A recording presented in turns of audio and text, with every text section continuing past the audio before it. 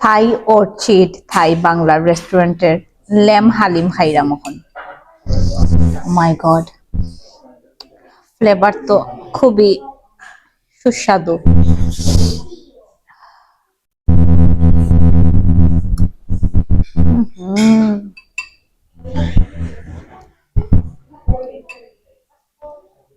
খুবই মজা। এখানে হালিম ল্যাম হালিমই পাওয়া যায়, so must be lamb haleem খাওয়ার লাগি Thai Orchid Thai Bangla restaurant আইতে হইব।